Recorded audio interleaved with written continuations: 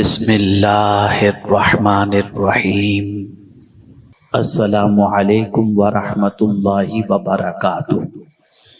اب سوچ کریکٹ کر رہا ہوں، سوچ بگڑ گئی۔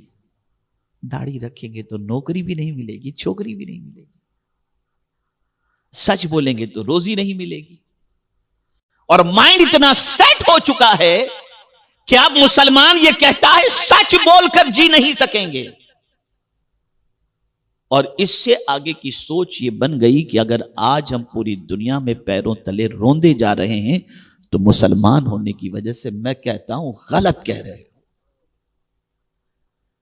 اسلام پیروں تلے تمہیں کچلوانے کے لیے نہیں ہے، بلکہ پیروں میں کامیابی کے مزدئے جاں فضا اور کامیابی کے پھول رکھنے کے لیے ہے۔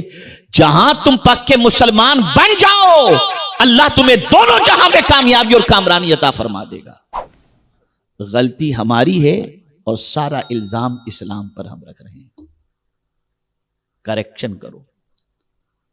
عرض کرنے کا منشا یہ ہے، میں بس صرف ایک فکر دینا چاہوں گا، اللہ جتنی بھی نعمتیں دیتا ہے نا، اس کا مطالبہ اس کے عوض کے اندر صرف شکر ہے کہ بس میرا شکر کرو،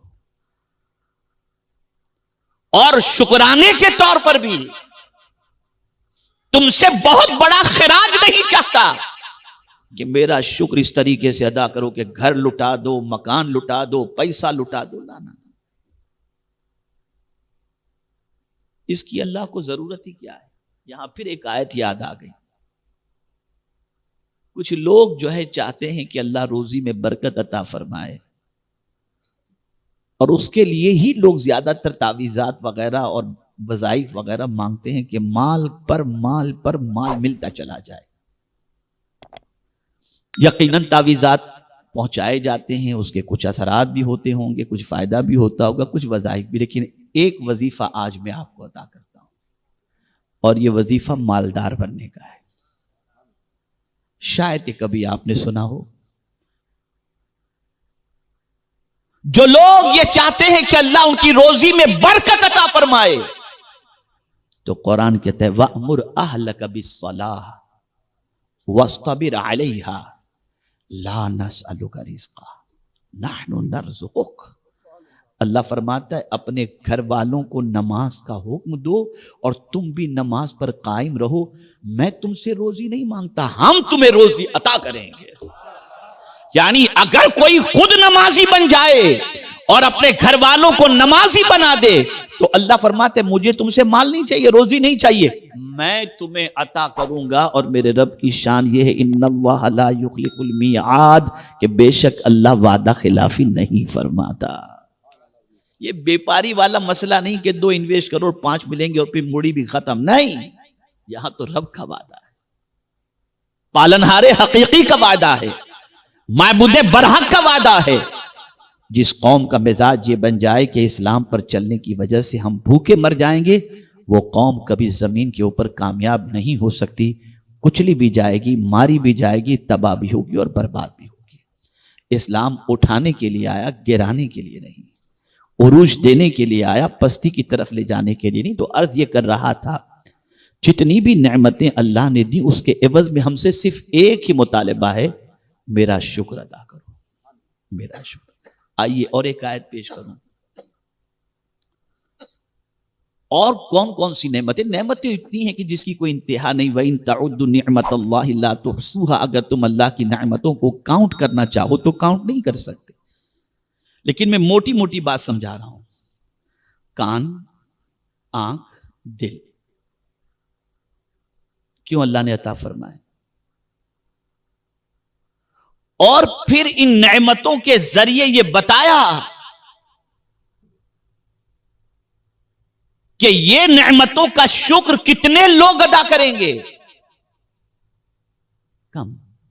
اللہ فرماتا ہے الذی جعل لکم السمع والابصار والافئدہ قلیلا ما تشکرون، وہی ہے جس نے تمہارے لیے کان بنایا۔ اور میں ابھی کان کے بارے میں ایک ریسرچ پڑھ رہا تھا تو میری عقل دنگ رہ گئی۔ آپ کے پورے وجود میں جتنی بھی تکلیف ہے ان ساری تکلیفوں کو دور کرنے کے لیے جو دونوں کان ہیں نا، اس میں کچھ ایسے پوائنٹس ہے کہ ادھر دباؤ تو یہ تکلیف دور، ادھر دباؤ تو یہ تکلیف دور، ادھر دباؤ تو یہ تکلیف دور. اس طریقے کا پورا سسٹم کان کے اندر موجود ہے. کان بہت بڑی نعمت ہے، بہت بڑی نعمت ہے. اتنی بڑی نعمت ہے کہ اسی کان سے جب قرآن سنو تو تم پر رحم و کرم کی بارشیں نازل ہو. اسی کان سے جب اللہ کا ذکر سنو تو تمہارے دل کو سکون کی دولت نصیب ہو جائے. بہت بڑی نعمت ہے جو اللہ نے ہمیں عطا فرمائی. کیوں عطا فرمائی؟ یہ کان، یہ آنکھ، یہ دل.